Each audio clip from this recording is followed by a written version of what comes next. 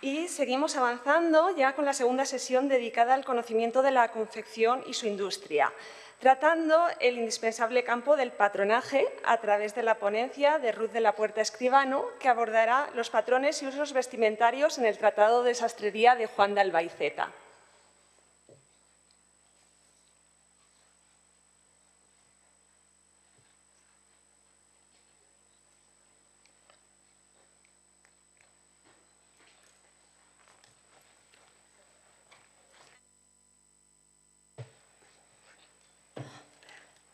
Buenos días a todos.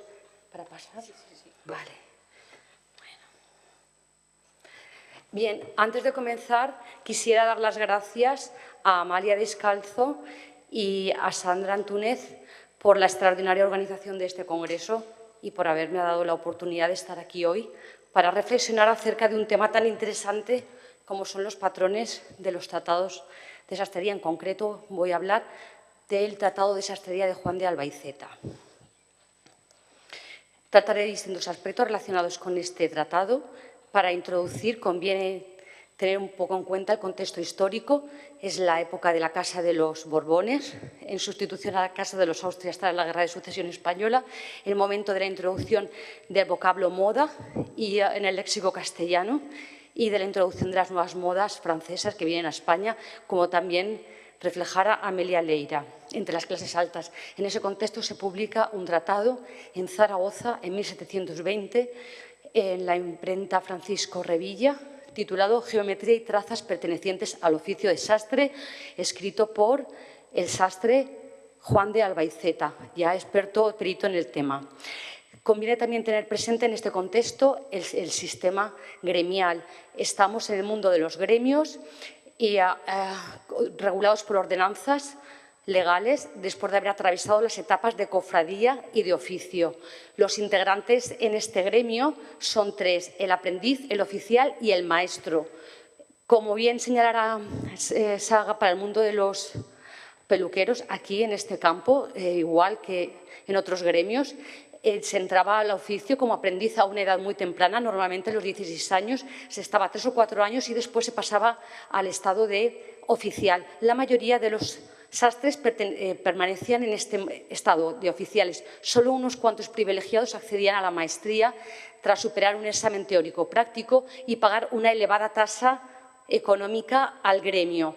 Era un mundo totalmente masculino. Las mujeres apenas tenían visibilidad, trabajaban en segundo plano como costureras, ayudando en los talleres. Fíjense que en el Tratado de Sastrería de Juan de Albaiceta no aparece, como en los sastres anteriores, la figura del sastre, pero en los tratados anteriores, en los referentes anteriores, como Juan de Álcega o Diego de Freile, se observa al sastre de pie como un insigne matemático dotado y provisto de las herramientas de trabajo, la vara de medición lineal, el compás, las tijeras y por cuanto a las mujeres, ya es en el Tratado de Diderot y de Alembert, la Enciclopédie, cuando aparece la mujer como también protagonista en el corte y confección de las prendas. Es que el corte era el aspecto o la fase de producción dedicada anteriormente a los hombres, a los maestros de la sastrería, que cortaban y tenían también la posibilidad de abrir taller y de contratar a nuevos oficiales y aprendices. Respecto al título, todos los tratados de sastrería, desde Juan de Álcega, que empieza el ciclo de la tratadística del arte sastorial, hasta Juan de Albaiceta, tienen el mismo nombre: Geometría y trazas del oficio de sastres. La geometría es la ciencia que regula las figuras en el plano y en el espacio. Formas como semicírculos, círculos, cuadrados, trapecios, triángulos están presentes en todas las trazas de este momento de la Edad Moderna y pueden enlazar con la geometría utilizada en la alta costura actual en casas como Dior, Hugo Pei, Zuhair Murad, etc. La palabra traza ha sido definida en el diccionario de Covarrubias como delinear. También el diccionario de la Real Academia de la Lengua Castellana la define como delinear o dibujar. Esta palabra no solo aparece en los tratados de sastrería, sino también en los de arquitectura. De hecho, encontré en el tratado de Diego de Sagredo, Las medias del romano, la alusión a una frase que decía el protagonista a su interlocutor, que es el propio Sagredo: siempre que te tengo que ver, te tengo que hallar o estudiando o dibujando o trazando. Partes del Tratado de Sastrería. Siguiendo a Mercedes Pasalodos y a María Prego, estudiosas del tratado, es susceptible de dividirse en distintas partes. En la primera se contiene una tabla de las trazas, que luego hablaré de ellas analíticamente. En este gráfico que he creado se demuestra cómo el 61% de las prendas son principalmente religiosas, el 23% de indumentaria civil femenina y el 15% de indumentaria civil masculina. En la segunda parte aparece el prólogo al lector, donde se recalca la necesidad por parte de los sastres del estudio de la aritmética y la geometría. En la tercera parte se habla de las dimensiones de las varas de medir europeas, que son diferentes. De ellas se deduce que la más larga de todas era la veneciana, seguida de la de París y luego la de Aragón, Navarra, Valencia, Barcelona, etcétera. Con respecto a la técnica y los tejidos del Tratado de Juan de Albaiceta, el referente claro que tiene en todo momento Juan de Albaiceta es Juan de Álcega. Representa el patronaje de la misma manera. Indica el nombre de la prenda con el tejido utilizado, la cantidad de varas a utilizar, varas, medias varas, tercias de varas. Se denota el intento de aprovechar la tela al máximo, aunque también se pierde bastante tejido. Los tejidos son muy estrechos en aquella época y hoy en un tratado o en una industria el aprovechamiento sería mayor. Las letras que se indican en las piezas, tercios, tercios de vara, sesgas, medias varas, aluden a esa cantidad de tejidos utilizado, y también se observan numerosos cortes y costuras. La disposición de la tela es tanto al través, al bies como al hilo, y así se desmiente la tan extendida teoría que leemos en libros de historia del traje de que Madeleine Vionnet fue la inventora del corte al bies. Ella difundió el corte al bies, pero ya se utilizaba desde el siglo XVI y, por supuesto, Juan de Albaiceta también lo utilizaba. Los tejidos utilizados son del mundo sostenible, natural, de lana, sedas, y como novedad que aparece en el Tratado de Sastrería de Juan de Albaiceta se menciona la bayeta, definida en el diccionario de autoridades como un tejido de lana muy floja. El léxico del Tratado de Sastrería es muy interesante porque ayuda a entender el proceso de realización de la prenda y para comprender también que antiguamente en el castellano de la Edad Moderna se utilizaban unas palabras con otro significado diferente al actual. Por ejemplo, verbos como galantear para realizar, o adjetivos como quedar la basquiña así gobernada, terminada, o trocaré la seda, utilizaré la seda, o golpes para las piezas, o para las botas de las mangas, que hacen alusión a la tela, a la manga cuando ya está plegada, o recados de la casaca para aludir a trozos de la casaca, faldriquera como bolsillos, aldilla para falda. Haría falta crear un léxico porque es complejo el tema. Bien, el apartado dedicado a las trazas y patrones de sastrería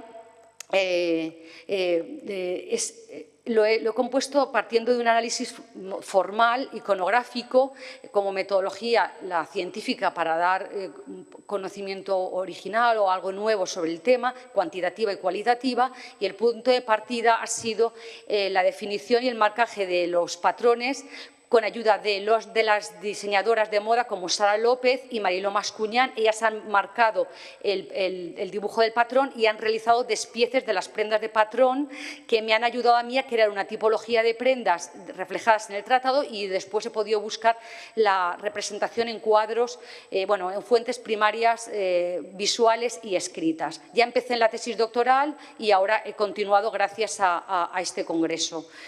Bien, de la indumentaria femenina he creado esta tabla para que se vea que las piezas mayormente representadas por el sastre son primero la basquiña, después el jubón, seguido por la ropa, el vestido, el faldellín, la casaca y el manto. He dividido la tipología de prendas en prendas sueltas, vestidos de 2 piezas o deshabillé de la misma tela y vestidos de cuerpo entero. Con respecto a las prendas sueltas, Juan de Albacete da el patrón del jubón, que también se encuentra representado en los cuadros y en los paneles de cerámica de museos. Hay varios tipos de jubones, y se ve que tienen multitud de piezas, cortes y costuras, como el resto de los patrones. Una tipología de jubón es el jubón de mujer de cuello a caja, manga larga y pico en la cintura. Otro es el jubón de telas lisa con el cuello cuadrado, manga larga y pico en la cintura. Este modelo es el que más he encontrado en los ejemplares que se conservan en el Museo del Traje. La basquiña, como falda larga, que según el diccionario de Covarrubias llevan las mujeres y se pone encima de los guardapiés. Hay varias tipologías. Una, la falda larga sin cola de mujer adulta, basquiñas infantiles, falda larga con cola, llamada rastreo, y luego con respecto a la casaca como prenda exterior, que se ve muy bien representada en el Museo del Traje y en los paneles de cerámica. ¿Vale? El ejemplar de casaca que proporciona Juan de Albacete coincide exactamente con el del Museo de Cerámica. Escote cuadrado, faldilla, manga larga. Y el faldellín es otra prenda interior que llevan las mujeres, se abre por delante y viene a ser lo mismo que comúnmente se llama brial o guardapiés, según el diccionario de autoridades. Es de corte semicircular, se recalca que está estampado a flores, está realizado a flores y así lo representa en el dibujo Marilo Mascuñán. El manto, como prenda exterior, es largo y semicircular, de cubrir. Con respecto a los vestidos de 2 piezas o deshabillé, Juan de Albacete utiliza la palabra vestido, como muy bien señalará Amalia Descalzo, para representar un conjunto compuesto por 2 prendas, el cuerpo de casaca y la basquiña larga, en este caso sin cola, que se ve en el Museo del Traje. Otra modalidad es el vestido compuesto por casaca y falda con cola, con rastreo. Ojo, Albacete no llama vestido al conjunto de 2 prendas del mismo tejido compuesto por jubón y basquiña, pero entiendo que lo tengamos que englobar dentro de la tipología de vestidos. Jubones y basquiñas hay ejemplares en el Museo del Traje, en los paneles de cerámica. Albacete también llama jubón, curiosamente, a una prenda que después, en plano, en el dibujo de Marilo, resulta ser una casaca. Conjuntos compuestos por jubón y basquiña se han conservado en muchos museos, como el Nacional del Traje, el Museo del Design de Barcelona, y que se encuentra también en colecciones privadas de Valencia, como la de Victoria Liceras, y es la base del traje femenino festivo de Valenciana, como es este ejemplo con la tela fabricada en espolín de seda por la fábrica Garín de Moncada. También hay conjuntos infantiles de jubón y basquiña con rastreo. Son la base también del vestido de maja. Respecto a la tipología de vestidos de cuerpo entero, Albacete proporciona 2 tipos. Uno con los pliegues posteriores que llegan hasta la mitad de la espalda y otro con los pliegues largos hasta el final de la espalda, que se encuentran también en la Enciclopedia Diderot y en el Tratado a la Francesa de Guerceau. Y hay muchos ejemplares en museos, como el de Lyon, se encuentran en los cuadros que dan luz de las diferentes ocasiones que se utilizan con este vestido, para el desayuno, para jugar a las cartas, escenas galantes más nocturnas.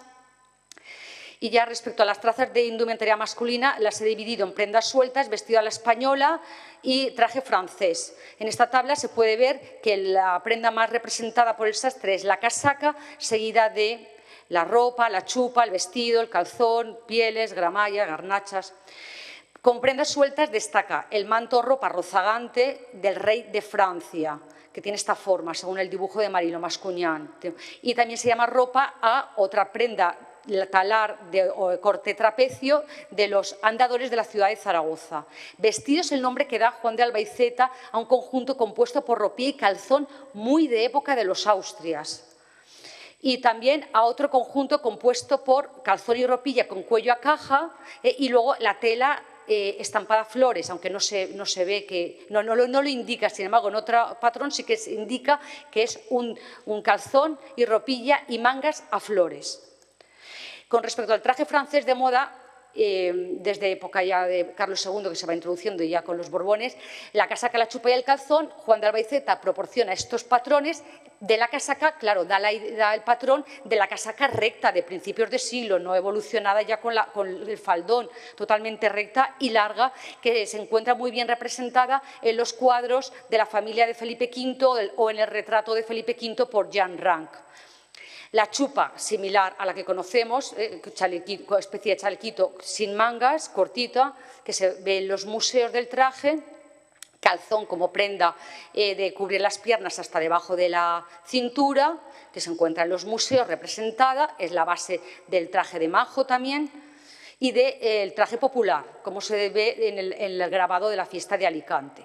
Bien, con respecto a las fuentes de archivo que yo he manejado en los archivos del Reino de Valencia y en el protocolos del Colegio del Corpus Christi, tengo que decir que las mismas trazas contenidas en el Tratado de Sastrería de Juan de Albaiceta están en los inventarios de bienes y en las cartas matrimoniales de este periodo de 1700 a 1720. Demuestran el mismo interés por la apariencia, el lujo y la moda que se ve en el resto de España en la ciudad de Valencia. Inventarios de bienes como el conde de Albátera, Pietro Correjas, el mercader, o hermano del barón de Cheste, el marqués de Covega, inventario de Luis de Esplugues, señor de Puebla Llarga, o el inventario de bienes de Juan Bautista Losar, regente del Consejo de Aragón, y la carta matrimonial de labradores de la villa de Moncada. Reflejan el uso de estas prendas. Como conclusión, ¿cuál es la aportación del Tratado de Sastrería de Juan de Albaiceta a la historia del arte sartorial o a la historia del traje o de la moda? Es amplio, múltiple, interesante porque refleja el léxico del vestuario utilizado en la época, en el siglo XVIII, el título del Tratado de Geometría que demuestra la utilización de la geometría como ciencia básica para la elaboración de este tratado.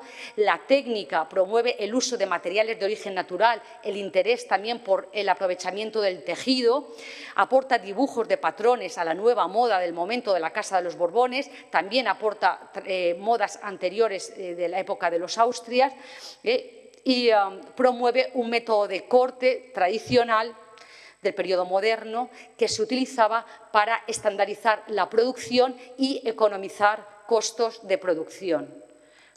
Gracias por vuestra atención y esto es todo.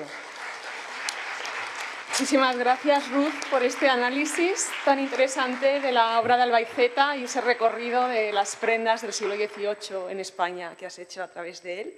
Y bueno, como vamos un poco ajustados con los tiempos, vamos a hacer ahora el descanso hasta las 12 menos cuarto y el debate sobre estas ponencias lo vamos a aplazar al final de la mañana, entre la 1:05 y la 1:30. Muchas gracias a todos.